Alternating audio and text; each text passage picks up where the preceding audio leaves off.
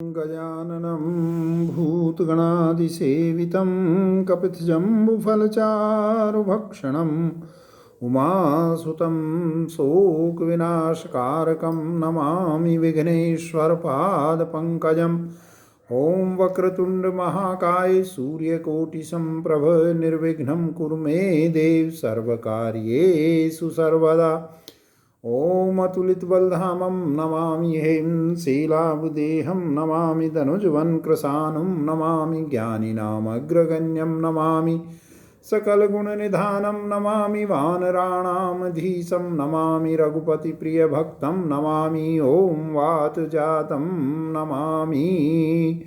जय ओम जय श्री कृष्ण जय श्री राधा माधव जय सीताराम जय शंकर जय पार्वती जय ओम। यह विचार करना चाहिए कि इस गीता शास्त्र में निश्चय किया हुआ परम कल्याण मोक्ष का साधन ज्ञान है या कर्म अथवा दोनों। प्रश्न आया कि यह संदेह क्यों होता है। उत्तर है कि जिसको जानकर अमरता प्राप्त कर लेता है तदनंतर मुझे तत्व से जानकर मुझ में ही प्रविष्ट हो जाता है इत्यादि वाक्य तो केवल ज्ञान मोक्ष की प्राप्ति दिखला रहे हैं तथा तेरा कर्म में ही अधिकार है तू कर्म ही कर इत्यादि वाक्य कर्मों की अवश्य कर्तव्यता दिखला रहे हैं। इस प्रकार ज्ञान और कर्म दोनों की कर्तव्यता का उपदेश होने से ऐसा संशय भी हो सकता है कि संभवतः दोनों समुचित होकर मिलकर ही मोक्ष के साधन होंगे। परंतु इस मीमांसा का फल क्या होगा। यही कि इन तीनों में से किसी एक को ही परम कल्याण का साधन निश्चय करना। अतः इसकी विस्तार पूर्वक मीमांसा कर लेनी चाहिए। सिद्धांत का प्रतिपादन। केवल आत्मज्ञान ही परम कल्याण मोक्ष का हेतु साधन है क्योंकि भेद प्रतीति का निवर्तक होने के कारण कैवल्य की प्राप्ति ही उसकी अवधि है। आत्मा में क्रिया कारक और फल विषयक भेद बुद्धि अविद्या के कारण सदा से प्रवृत्त हो रही है। कर्म मेरे हैं, मैं उनका करता हूँ, मैं अमुक फल के लिए यह कर्म करता हूँ। यह अविद्या अनादिकाल से प्रवृत्त हो रही है। यह केवल एकमात्र अकर्ता क्रिया रहित और फल से रहित आत्मा मैं हूँ, मुझसे भिन्न और कोई भी नहीं है। ऐसा आत्मविषयक ज्ञान इस अविद्या का नाशक है क्योंकि यह उत्पन्न होते ही कर्म प्रवृत्ति की हेतु रूप भेद बुद्धि का नाश करने वाला है। उपर्युक्त वाक्य में तू शब्द दोनों पक्षों की निवृत्ति के लिए है, अर्थात मोक्ष न तो केवल कर्म से मिलता है और न ज्ञान कर्म के समुच्चय से ही। इस प्रकार तू शब्द दोनों पक्षों का खंडन करता है।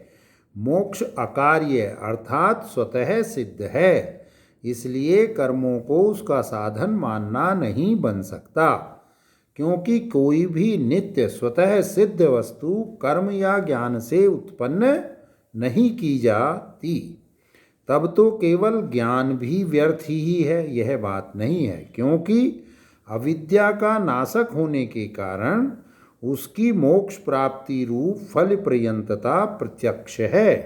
अर्थात जैसे दीपक के प्रकाश का रज्जु आदि वस्तुओं में होने वाली सर्पादि की भ्रांति को और अंधकार को नष्ट कर देना ही फल है और जैसे उस प्रकाश का फल सर्प विषयक विकल्प को हटाकर केवल रज्जु को प्रत्यक्ष करा के समाप्त हो जाता है, वैसे ही अविद्या रूप अंधकार के नाशक आत्मज्ञान का भी फल केवल आत्मस्वरूप को प्रत्यक्ष करा के ही समाप्त होता देखा गया है।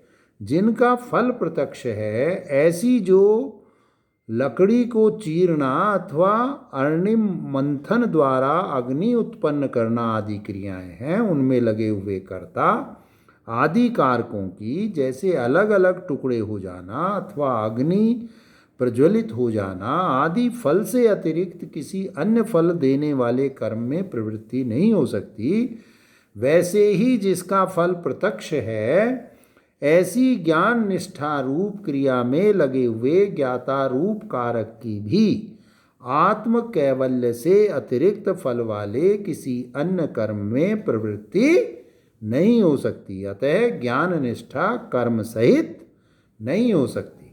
यदि कहो कि भोजन और अग्निहोत्र आदि क्रियाओं के समान इसमें भी समुच्चय हो सकता है, तो ऐसा कहना ठीक नहीं, क्योंकि जिसका फल कैवल्य है, उस ज्ञान के प्राप्त होने के पश्चात कर्म फल की इच्छा नहीं रह सकती, अर्थात सर्वतः संप्लुतोदक स्थानीय मोक्ष जिसका फल है, ऐसे ज्ञान की प्राप्ति होने के बाद कूपर तड़ागादि स्थानीय कर्म फल रूप तुच्छ सुखों की इच्छुकता का अभाव हो जाने के कारण फलांतर की या उसकी साधनभूत क्रिया की इच्छुकता नहीं रह सकती, क्योंकि जो मनुष्य राज्य प्राप्त करा देने वाले कर्म में लगा हुआ है, उसकी प्रवृत्ति क्षेत्र प्राप्ति ही जिसका फल है, ऐसे कर्म में नहीं होती और उस कर्म के फल की इच्छा भी नहीं होती। अर्थात यह सिद्ध हुआ कि परम कल्याण का साधन न तो कर्म है और न ज्ञान कर्म का समुच्चय ही है, तथा कैवल्य मोक्ष ही जिसका फल है, ऐसे ज्ञान को कर्मों की सहायता भी अपेक्षित नहीं है, क्योंकि ज्ञान अविद्या का नाशक है, इसलिए उसका कर्मों से विरोध है। यह प्रसिद्ध ही है कि अंधकार का नाशक अंधकार नहीं हो सकता, इसलिए केवल ज्ञान ही परम कल्याण का साधन है।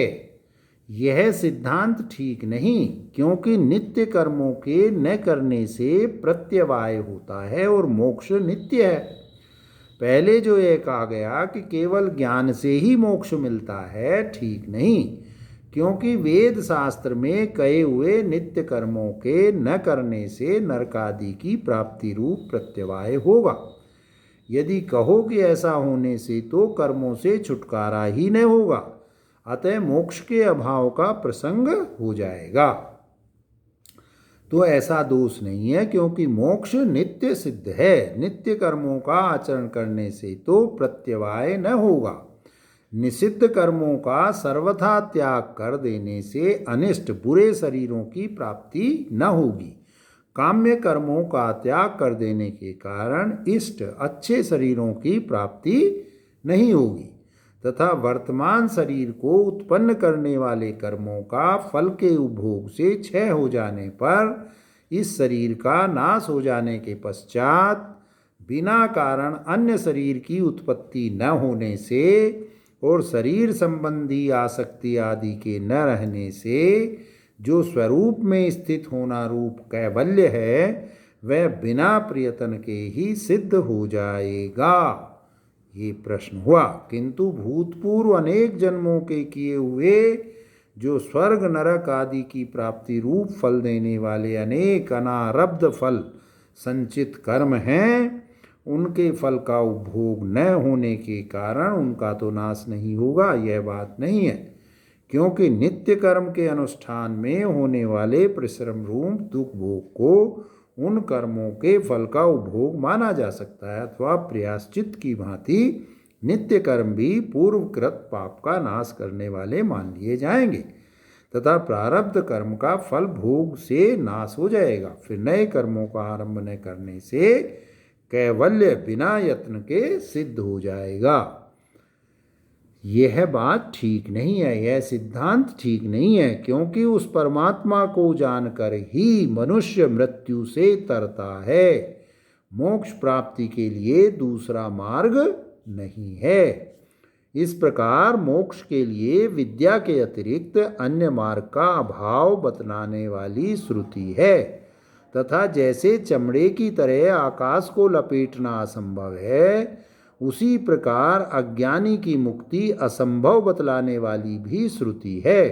एवं पुराण और स्मृतियों में भी यही कहा गया है कि ज्ञान से ही कैवल्य की प्राप्ति होती है। इसके सिवा उक्त सिद्धांत में जिनका फल मिलना आरंभ नहीं हुआ है, ऐसे पूर्वकृत पुण्यों के नाश की उत्पत्ति न होने से भी यह पक्ष ठीक नहीं है। अर्थात जिस प्रकार पूर्वकृत संचित पापों का होना संभव है, उसी प्रकार संचित पुण्यों का होना भी संभव है ही।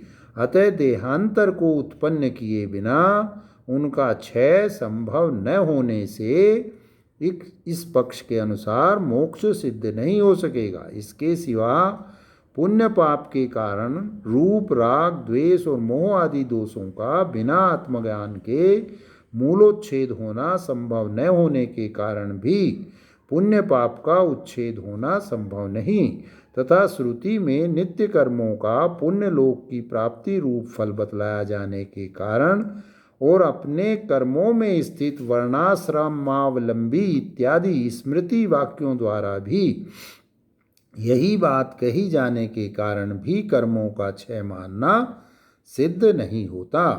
तथा जो यह कहते हैं कि नित्य कर्म दुख रूप होने के कारण पूर्वकृत पापों का फल ही हैं, उनका अपने स्वरूप से अतिरिक्त और कोई फल नहीं है, क्योंकि श्रुति में उनका कोई फल नहीं बतलाया गया तथा उनका विधान जीवन निर्वाह आदि के लिए किया गया है।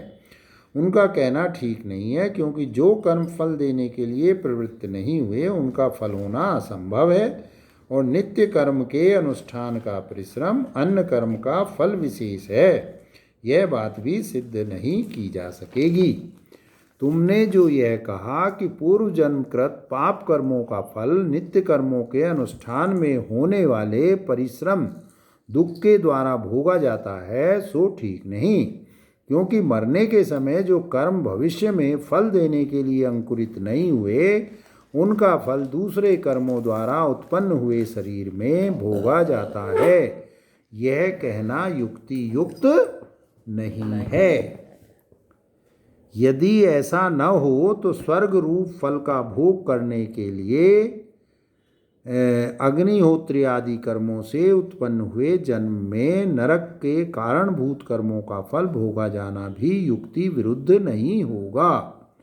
इसके सिवा वह नित्य कर्म के अनुष्ठान में होने वाला परिश्रम दुख, पापों का फल रूप दुख विशेष सिद्ध न हो सकने के कारण भी तुम्हारा कहना ठीक नहीं है, क्योंकि भिन्न भिन्न प्रकार के दुख साधन रूप फल देने वाले अनेक संचित पापों के होने की संभावना होते हुए भी नित्य कर्म अनुष्ठान के परिश्रम मात्र को ही उन सब का फल मान लेने पर शीतोष्ण आदि द्वंद्वों की अथवा रोग आदि की पीड़ा से होने वाले दुखों को पापों का फल नहीं माना जा सकेगा। तथा यह हो भी कैसे सकता है कि नित्य कर्म के अनुष्ठान का परिश्रम ही पूर्वकृत पापों का फल है। सिर पर पत्थर आदि ढोने का दुख उसका फल नहीं है। इसके सिवा नित्य कर्मों के अनुष्ठान से होने वाला परिश्रम रूप दुख पूर्वकृत पापों का फल है, यह कहना प्रकरण विरुद्ध भी है। कैसे? जो पूर्वकृत पाप फल देने के लिए अंकुरित नहीं हुए हैं उनका क्षय नहीं हो सकता, ऐसा प्रकरण है। उसमें तुमने फल देने के लिए प्रस्तुत हुए पूर्वकृत पापों का ही फल नित्य कर्मों के अनुष्ठान से होने वाला परिश्रम रूप दुख बतलाया है। जो कर्म फल देने के लिए प्रस्तुत नहीं हुए हैं उनका फल नहीं बतलाया। यदि तुम यह मानते हो कि पूर्वकृत सभी पाप कर्म फल देने के लिए प्रवृत्त हो चुके हैं, तो फिर नित्य कर्मों के अनुष्ठान का परिश्रम रूप दुख ही उनका फल है। यह विशेषण देना अयुक्त ठहरता है और नित्य कर्म विधायक शास्त्र को भी व्यर्थ मानने का प्रसंग आ जाता है, क्योंकि फल देने के लिए अंकुरित हुए पापों का तो उपभोग से ही क्षय हो जाएगा। उनके लिए नित्य कर्मों की क्या आवश्यकता है। इसके सिवा वास्तव में विहित नित्य कर्मों से होने वाला परिश्रम दुख यदि कर्म का फल हो तो वह उन विहित नित्य कर्मों का ही फल होना चाहिए, क्योंकि वह व्यायाम आदि की भांति उनके ही अनुष्ठान से होता हुआ दिखलाई देता है। अतः यह कल्पना करना कि वह किसी अन्य कर्म का फल है युक्तियुक्त नहीं है।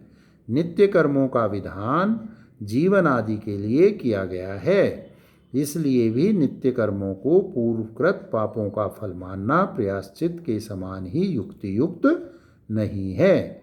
जिस पाप कर्म के लिए जो प्रायश्चित विहित है वह उस पाप का फल नहीं है। तथापि यदि ऐसा माने कि प्रायश्चित रूप दुख जिसके लिए प्रायश्चित किया जाए उस पाप रूप निमित्त का ही फल होता है, तो जीवन आदि के लिए किए जाने वाले नित्य कर्मों का परिश्रम दुख भी जीवन आदि हेतुओं का ही फल सिद्ध होगा, क्योंकि नित्य और प्रायश्चित ये दोनों ही किसी न किसी निमित्त से किए जाने वाले हैं, इनमें कोई भेद नहीं है। इसके सिवा नित्य कर्म के परिश्रम की और काम्य अग्निहोत्र आदि कर्म के परिश्रम की समानता होने के कारण नित्य कर्म का परिश्रम ही पूर्वकृत पाप का फल है। काम्य कर्मानुष्ठान का परिश्रम दुख उसका फल नहीं है, ऐसा मानने के लिए कोई विशेष कारण नहीं है। अतः वह काम्य कर्म का परिश्रम रूप दुख भी पूर्वकृत पाप का ही फल माना जाएगा। ऐसा होने से नित्य कर्मों का फल नहीं बतलाया गया है और उनके अनुष्ठान का विधान किया गया है। उस विधान की अन्य प्रकार से उत्पत्ति न होने के कारण नित्य कर्मों के अनुष्ठान से होने वाला दुख पूर्वकृत पापों का ही फल है। इस प्रकार की जो अर्थापत्ति की कल्पना की गई थी उसका खंडन हो गया। ये बात गलत है। इस तरह प्रकारांतर से नित्य कर्मों के विधान की अनुपत्ति होने से और नित्य कर्मों का अनुष्ठान संबंधी परिश्रम दुख के सिवा दूसरा फल होता है, ऐसा अनुमान से भी यह पक्ष खंडित हो जाता है। इसके सिवा ऐसा मानने में विरोध होने के कारण भी यह पक्ष कट जाता है। नित्य कर्मों का अनुष्ठान करते हुए दूसरे कर्मों का फल भोगा जाता है, ऐसा मान लेने से यह कहना होता है कि वह उपभोग ही नित्य कर्म का फल है, और साथ ही यह भी प्रतिपादन करते जाते हो कि नित्य कर्म का फल नहीं है। अतः यह कथन परस्पर विरुद्ध होता है। इसके अतिरिक्त तुम्हारे मतानुसार काम्य अग्निहोत्र आदि का अनुष्ठान करते हुए तंत्र से नित्य अग्निहोत्री आदि भी उन्हीं के साथ अनुष्ठित हो जाते हैं। अतः उस परिश्रम रूप दुख भोग से ही काम्य अग्निहोत्री आदि का भी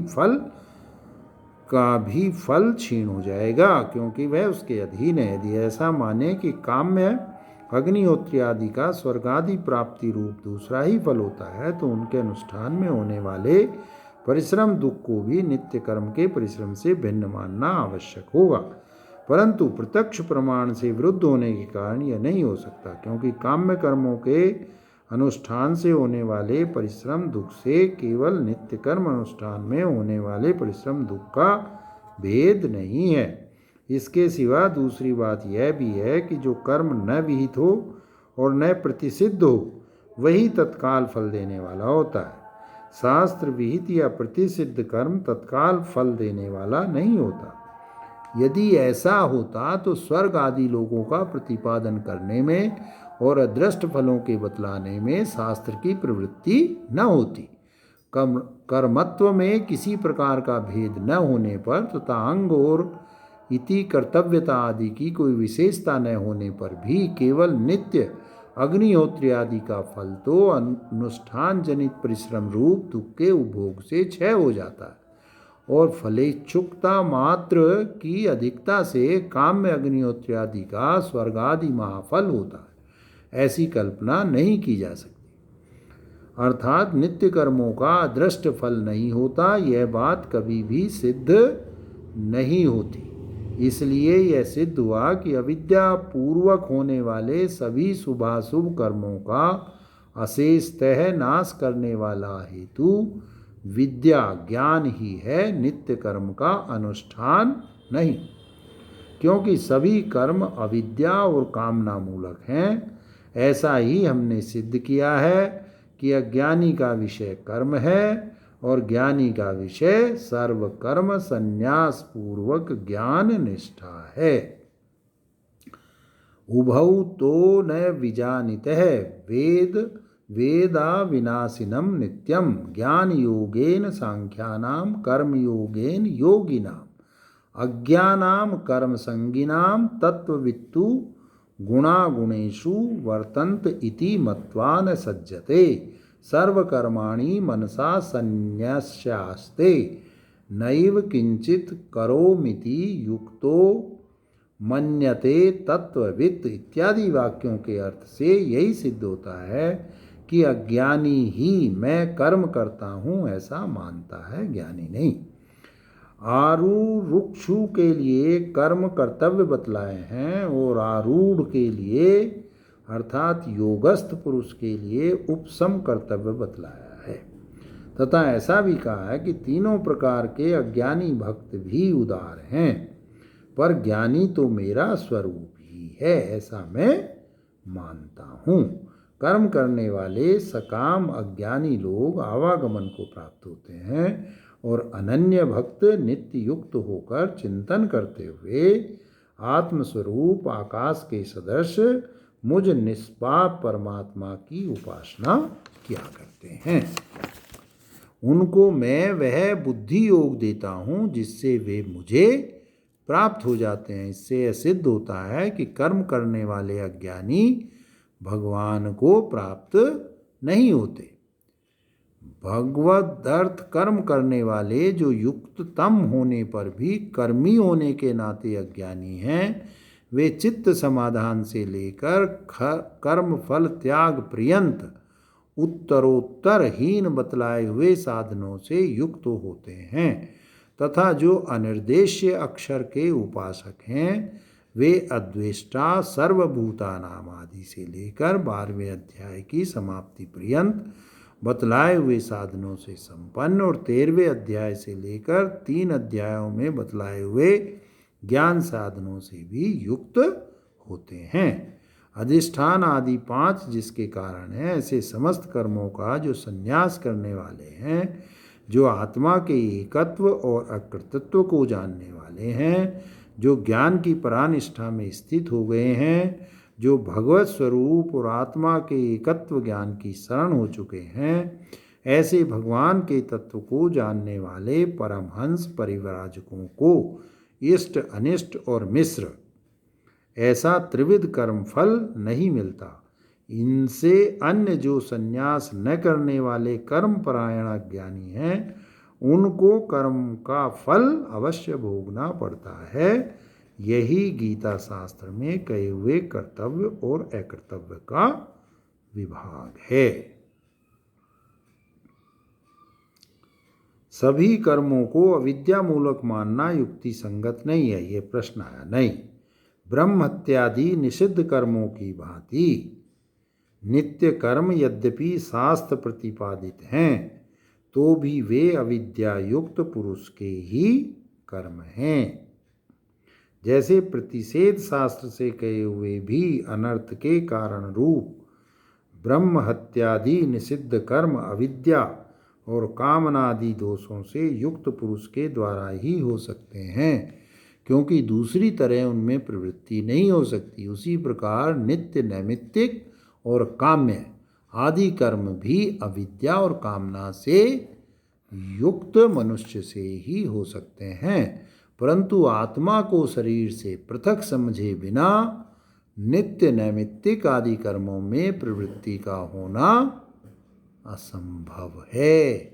यह कहना ठीक नहीं, क्योंकि आत्मा जिसका कर्ता नहीं है, ऐसे चलन रूप कर्म में अज्ञानियों की मैं करता हूँ ऐसी प्रवृत्ति देखी जाती है। यदि कहो कि शरीर आदि में जो अहम भाव है वह गौण है, मिथ्या नहीं है, तो ऐसा कहना ठीक नहीं, क्योंकि ऐसा मानने से उनके कार्य में भी गौणता सिद्ध होगी।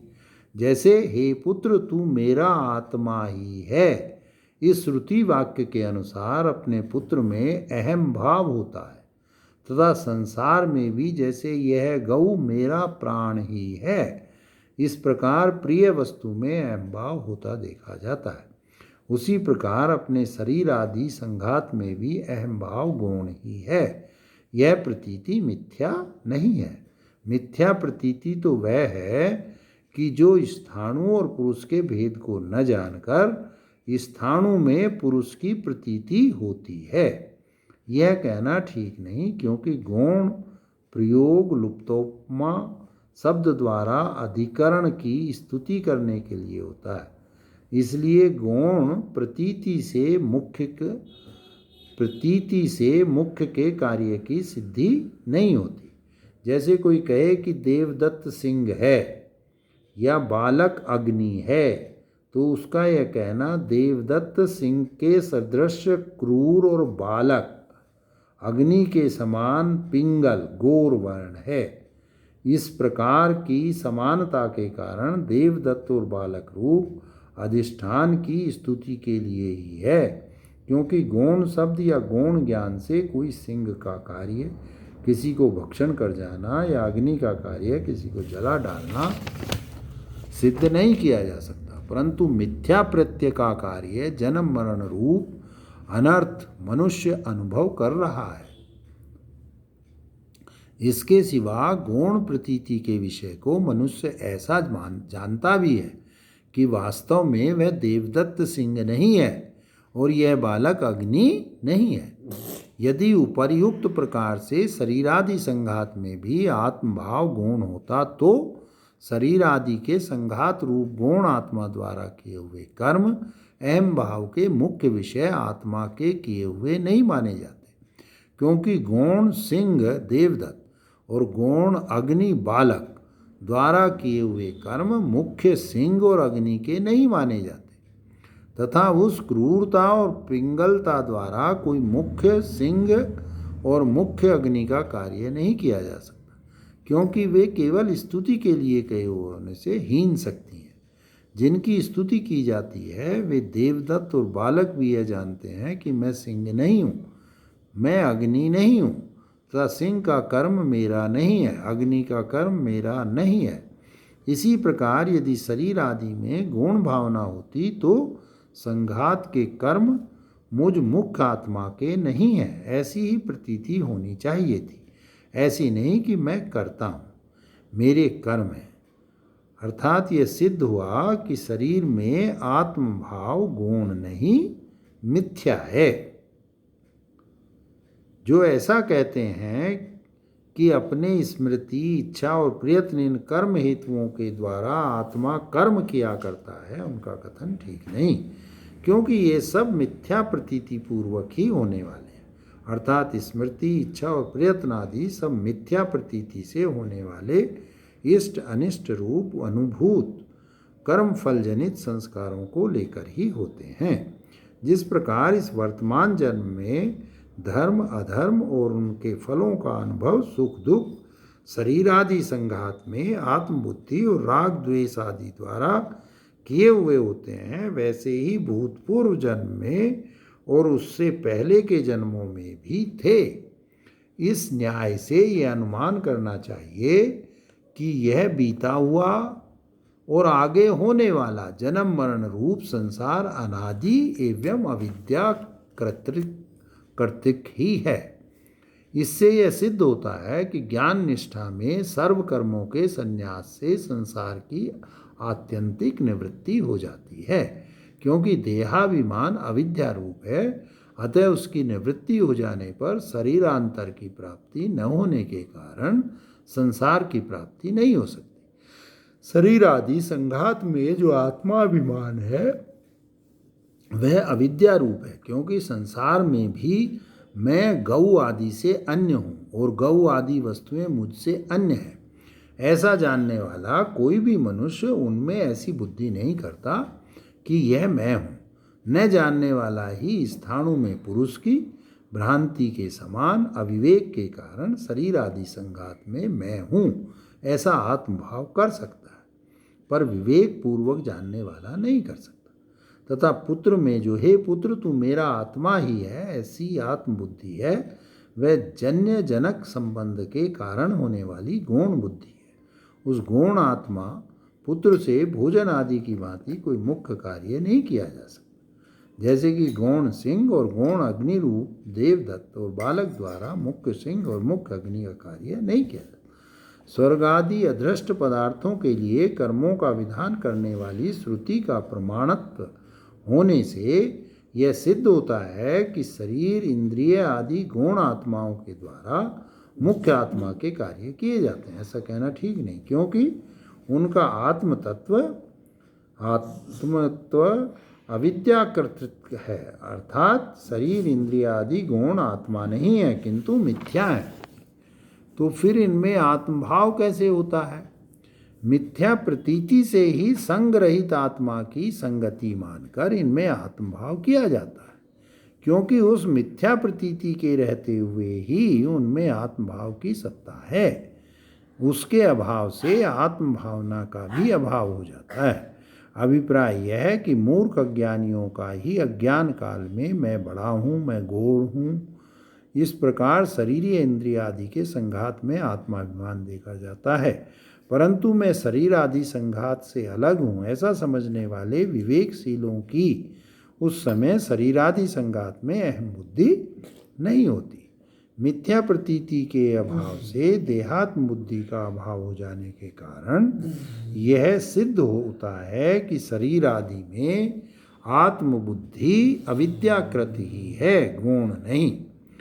जिनकी समानता और विशेषता अलग अलग समझ ली गई है, ऐसे सिंह और देवदत्त में या अग्नि और बालक आदि में ही गौण प्रतीति या गौण शब्द का प्रयोग हो सकता है। जिनकी समानता और विशेषता नहीं समझी गई उनमें नहीं।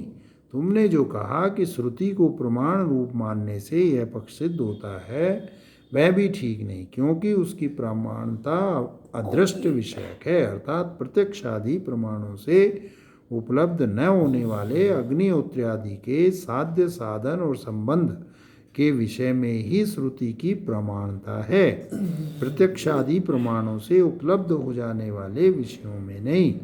क्योंकि श्रुति की प्रमाणता अदृष्ट विषय को दिखलाने के लिए ही है, अर्थात अप्रत्यक्ष विषय को बतलाना ही उसका काम है। अर्थात देहादि संघात में प्रत्यक्ष ही मिथ्या ज्ञान से होने वाली अहम प्रतीति को गौण मानना नहीं बन सकता।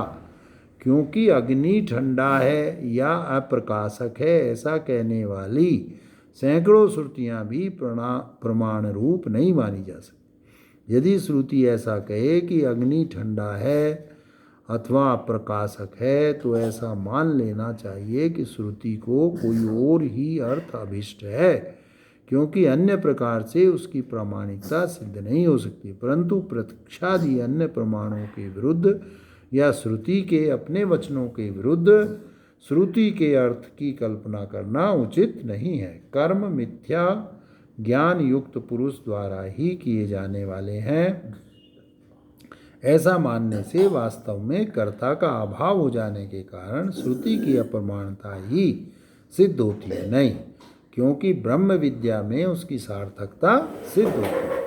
कर्म विधायक श्रुति की भांति ब्रह्म विद्या विधायक श्रुति की अप्रमाणता का प्रसंग आ जाएगा, ऐसा माने तो यह भी ठीक नहीं, यह ठीक नहीं है, क्योंकि उसका कोई बाधक प्रत्यय नहीं हो सकता। अर्थात जैसे ब्रह्म विद्या विधायक श्रुति द्वारा आत्म साक्षात्कार हो जाने पर देहादि संघात में आत्मबुद्धि बाधित हो जाती है, वैसे आत्मा में ही होने वाला आत्मभाव का बोध किसी के द्वारा किसी प्रकार भी बाधित नहीं किया जा सकता, क्योंकि वह आत्मज्ञान अपने फल से कोई अन्य वस्तु नहीं है।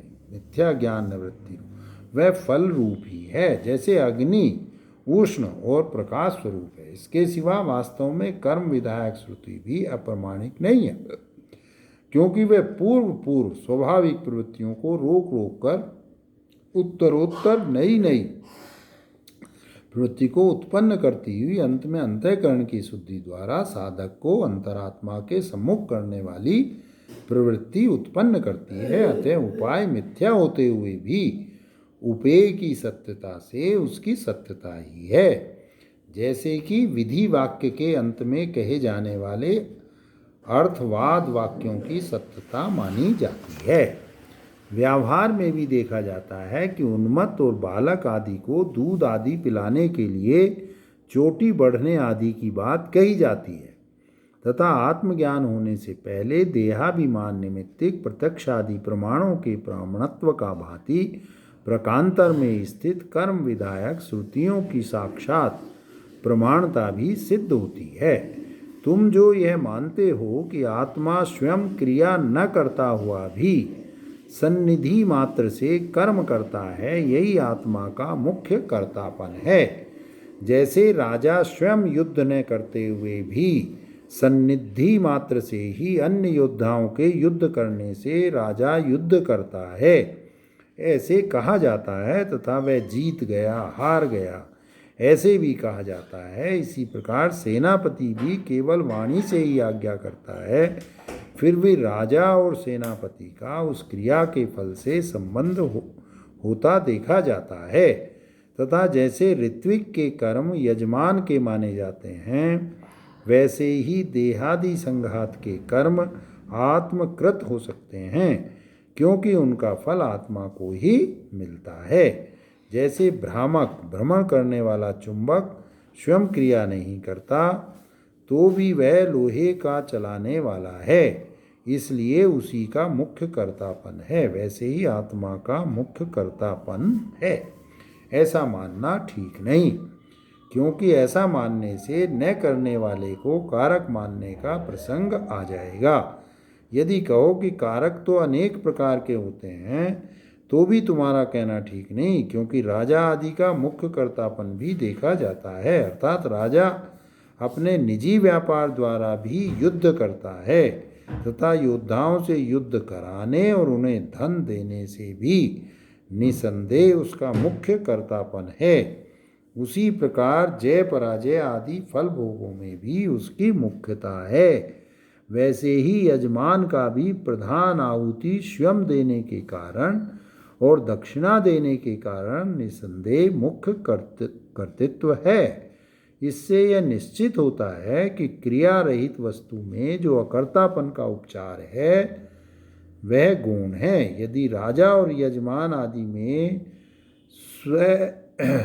स्व व्यापार रूप मुख्य कर्तापन न पाया जाता, तो उनका सन्निधि मात्र से भी मुख्य कर्तापन माना जा सकता था।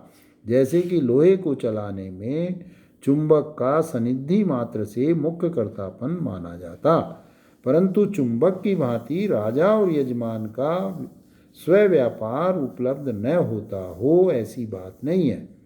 अर्थात सन्निधि मात्र से जो कर्तापन है वह भी गुण ही है। ऐसा होने उत्तर है कि ऐसा होने से तो उसके फल का संबंध भी गुण ही होना चाहिए, क्योंकि गुण कर्ता द्वारा मुख्य कार्य नहीं किया जा सकता। अतः यह मिथ्या ही कहा जाता है कि निष्क्रिय आत्मा देहादि की क्रिया से कर्ता भोक्ता हो जाता है, क्योंकि भ्रांति के कारण सब कुछ हो सकता है, जैसे कि स्वप्न और माया में होता है, परंतु शरीरादि में आत्मबुद्धि रूप अज्ञान संतति का विच्छेद हो जाने पर सुषुप्ति और समाधि आदि अवस्थाओं में कर्तृत्व भोक्तृत्व आदि अनर्थ उपलब्ध नहीं होता। इससे यह सिद्ध हुआ कि यह संसार ब्रह्म मिथ्या ज्ञान निमित्तिक ही है, वास्तविक नहीं। अतः पूर्ण तत्व ज्ञान से उसकी आत्यंतिक निवृत्ति हो जाती है। इस 18वें अध्याय में समस्त गीता शास्त्र के अर्थ का उपसंहार करके फिर विशेष रूप से इस अंतिम श्लोक में शास्त्र के अभिप्राय को दृढ़ करने के लिए संक्षेप से उस उपसंहार करके अब शास्त्र संप्रदाय की विधि बतलाते हैं। इदं ते ना तपस्काये ना भक्ताये कदाचन न चासु श्रुवे वाच्यम न च माम योम सूयति। तेरे हित के लिए अर्थात संसार का उच्छेद करने के लिए कहा हुआ यह शास्त्र तप रहित मनुष्य को नहीं सुनाना चाहिए। इस प्रकार वाच्यम इस व्यवधान युक्त पद से न का संबंध है, न वाच्यम। तपस्वी होने पर भी जो अभक्त हो अर्थात गुरु या देवता में भक्ति रखने वाला न हो, उसे कभी किसी अवस्था में भी नहीं सुनाना चाहिए। भक्त और तपस्वी होकर भी जो सुश्रु सुनने का इच्छुक न हो, उसे भी नहीं सुनाना चाहिए। तथा जो मुझ वासुदेव को प्राकृत मनुष्य मानकर मुझ में दोष दृष्टि करता हो, मुझे ईश्वर न जानने से मुझ में आत्म प्रशंसादि दोषों का अध्यारोप करके मेरे ईश्वरत्व को सहन न कर सकता हो, वह भी अयोग्य है। उसे भी यह शास्त्र नहीं सुनाना चाहिए।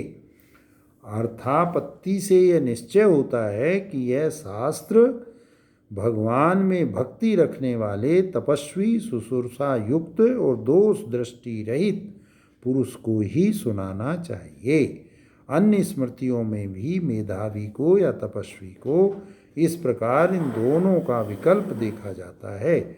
इसलिए समझना चाहिए कि सुसुर का और भक्ति युक्त तपस्वी को अथवा इन तीनों गुणों से युक्त मेधावी को यह शास्त्र सुनाना चाहिए। सुसुर का और भक्ति से रहित तपस्वी या मेधावी किसी को भी नहीं सुनाना चाहिए। भगवान में दोष दृष्टि रखने वाला तो यदि सर्वगुण संपन्न हो तो भी उसे नहीं सुनाना चाहिए। गुरु, सुसुरसा और भक्ति युक्त पुरुष को ही सुनाना चाहिए। इस प्रकार यह शास्त्र संप्रदाय की विधि है। अब इस शास्त्र परंपरा को चलाने वालों के लिए फल बतलाते हैं। ये इमं परमं गुह्यं मद भक्तेष्व मिधास्यति भक्तिं मयि पराम कृत्वा मामे वैशत्य संशय। जो मनुष्य परम कल्याण जिसका फल है, ऐसे इस उपर्युक्त कृष्णार्जुन संवाद रूप अत्यंत गोप्य गीता ग्रंथ को मुझ में भक्ति रखने वाले भक्तों में सुनावेगा, ग्रंथ रूप से या अर्थ रूप से स्थापित करेगा, अर्थात जैसे मैंने तुझे सुनाया है वैसे ही सुनावेगा। यही भक्ति का पुनः ग्रहण होने से यह पाया जाता है कि मनुष्य केवल भगवान की भक्ति से ही शास्त्र प्रदान का पात्र हो जाता है। कैसे सुनावेगा सो बतला।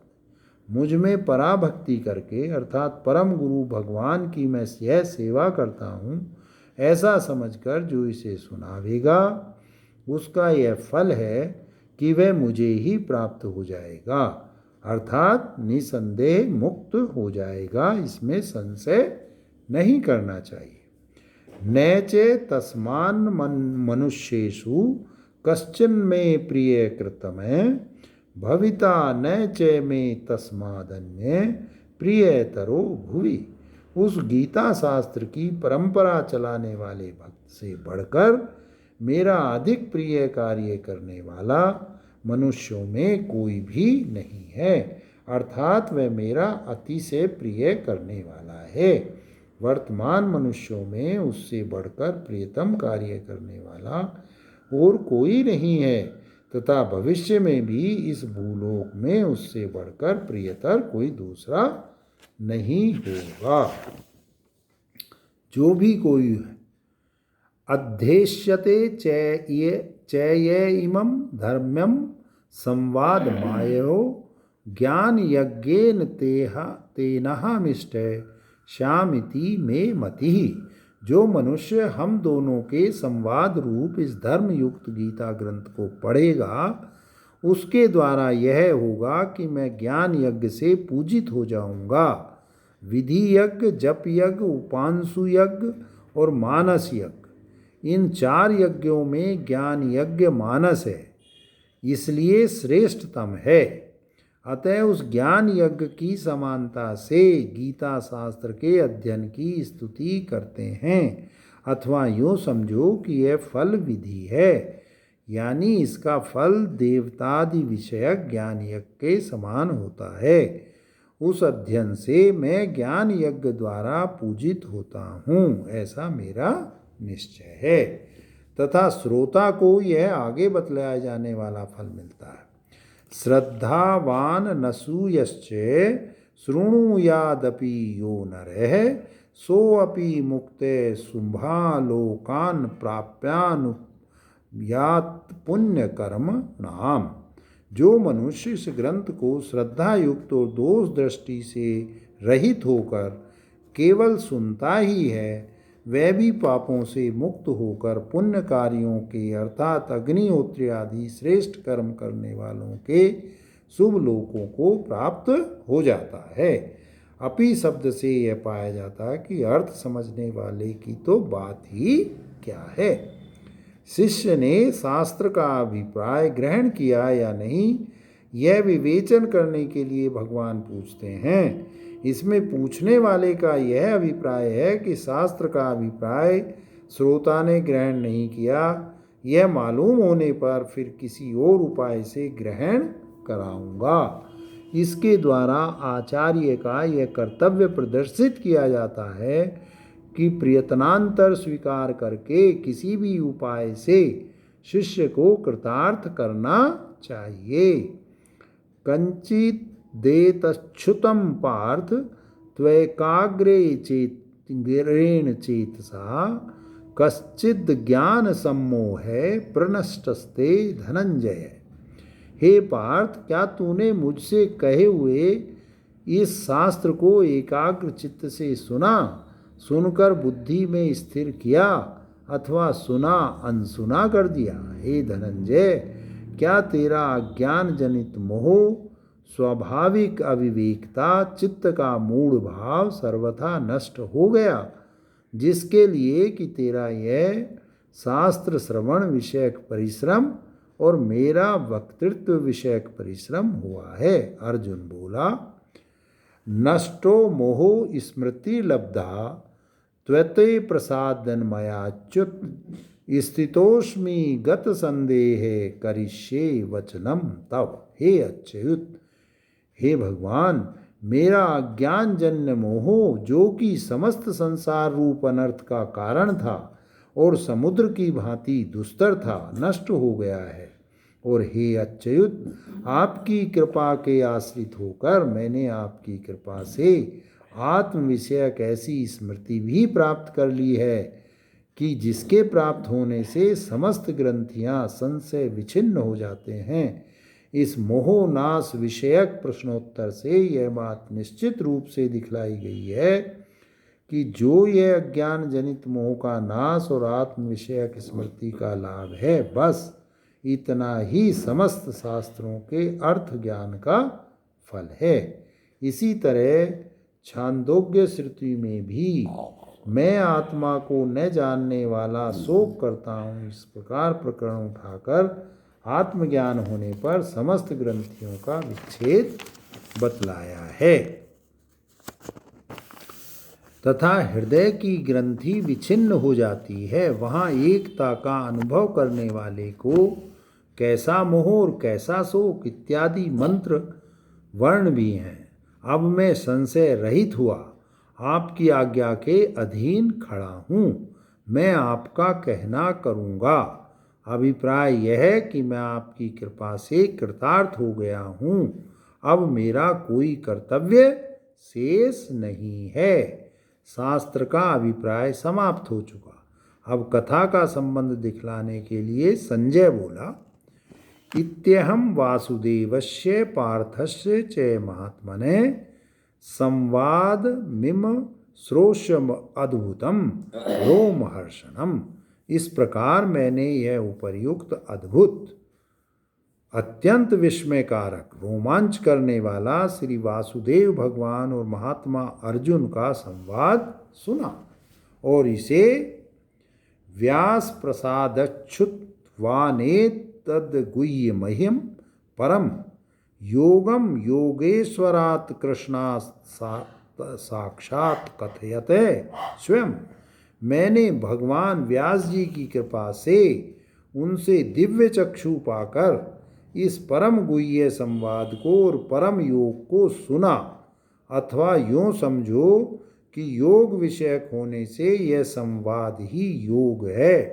अतः इस संवाद रूप योग को मैंने योगेश्वर भगवान श्री कृष्ण से साक्षात स्वयं कहते हुए सुना है, परंपरा से नहीं।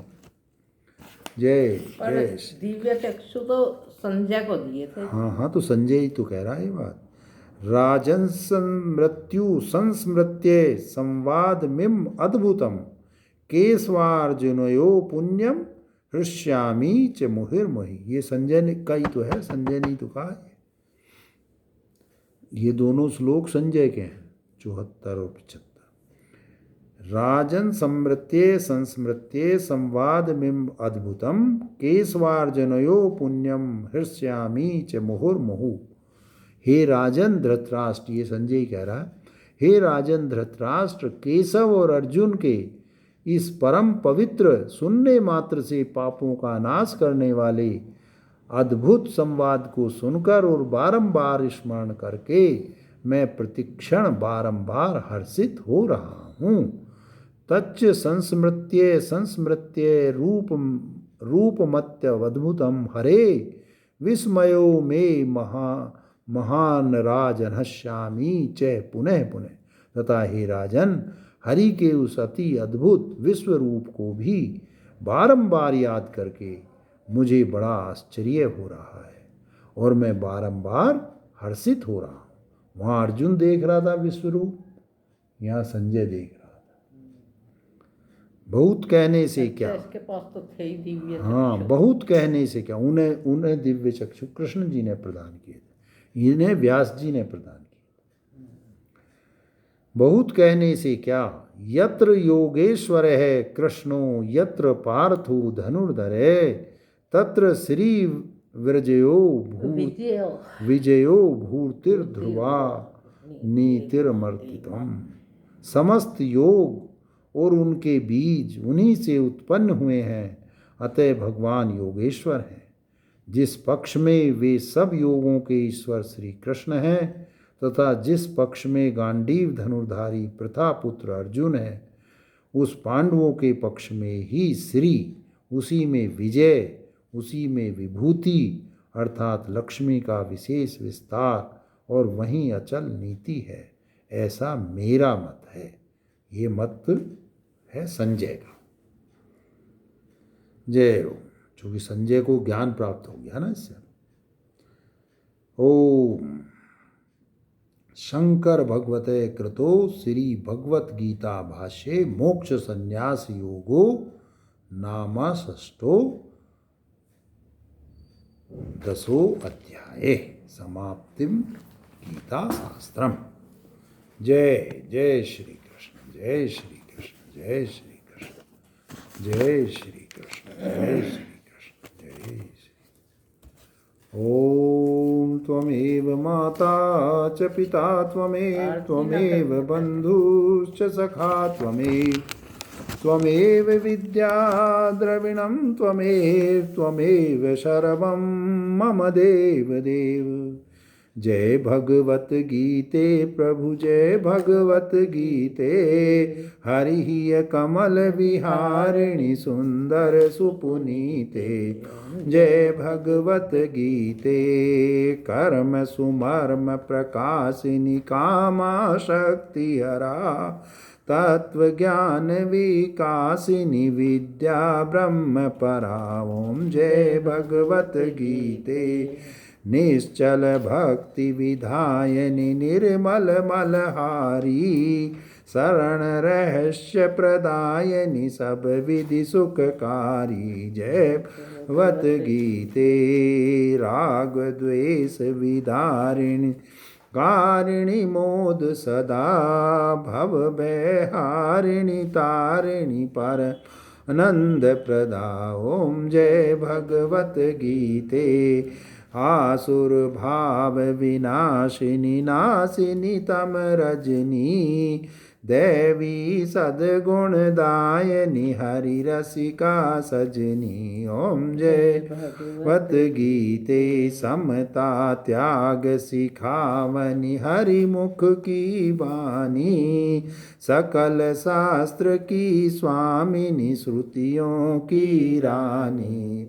जय भगवत गीते दया सुधा बरसावनी अतु कृपा कीजे हरिपद प्रेम दान कर अपनों कर लीजे।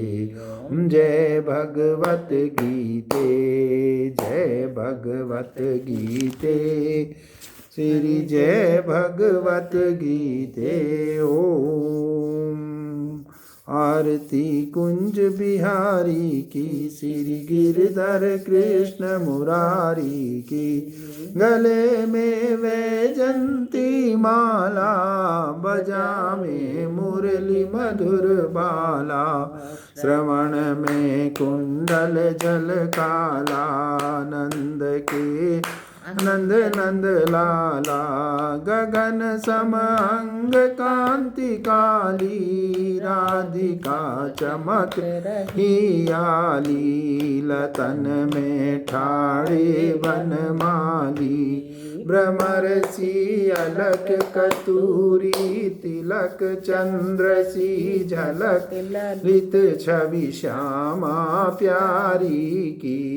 आरती कुंज बिहारी की, श्री गिरधर कृष्ण मुरारी की। चमक कनक में मोर मुकुट बिल से, देवता दर्शन को तरसे।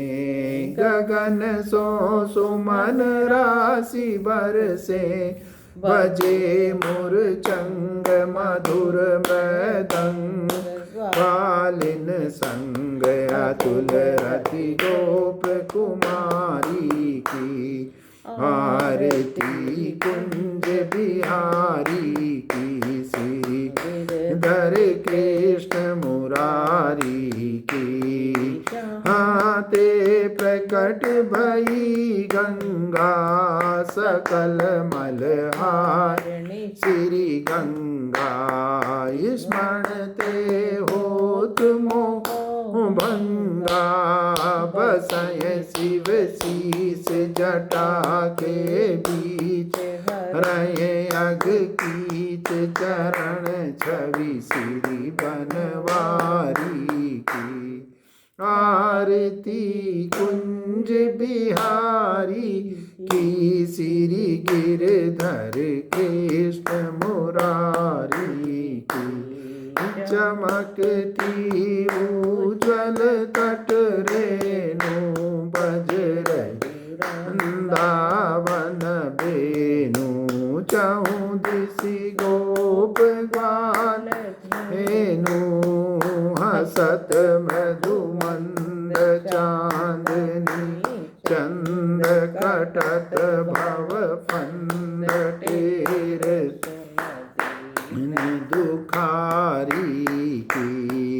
आरती कुंज बिहारी की, श्री गिरधर कृष्ण मुरारी की। आरती कुंज बिहारी की, श्री गिरधर कृष्ण मुरारी की। ओम जय श्री रामचंद्र कृपालु भजमन हरण भव भय दारुणम। नव कंज लोचन कंज मुख कर कंज पद कंज कंदर्प अगणित अमित छवि नव नील नीरद सुंदरम पट पीतमान। रुचि सुचि नौमि जनक सुतावरम। भजु दीन बंधु दिनेश दानव दैत्य वंश निकंदनम। रघुनंद कंद कौशल चंद दशरथ नंदनम। सिर मुकुट कुंडल तिलक चारु अंग विभूषणम। माजानुभुज सर चाप धर संग्राम जित दूषणम। इति वदति तुलसीदास शंकर शेष मुनि मनरंजनम। मम हृदय कंज निवास कुरु मादिखल दल गंजनम। मनुजाहि राचउ मिलउ सोबरु सहज सुंदर। वरो करुणा निधान सुजान शील सनेहु जानत रावुरो। भांति गौरी असीस सुनि सिय सहित ही हर्षित। अली तुलसी भवानी पूज पुनि पुनि मुदित मन मंदिर चली। जानि गौरी अनुकूल सियहि हर्ष न जाय कही। मंजुल मंगल मूल वाम अंग फरकन लगे। जय सिया राम जय जय सिया राम जय सिया राम जय जय सिया राम जय सिया राम जय जय सिया राम जय सिया राम जय जय सिया राम। जय हनुमान जय गणपति जय जय गणेश जय शंकर जय पार्वती।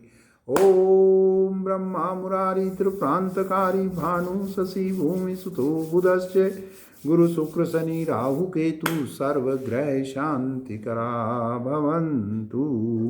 जय गणपति जय जय गणेश जय श्री कृष्ण जय श्री राधा माधव जय सीताराम जय शंकर जय श्री कृष्ण जय श्री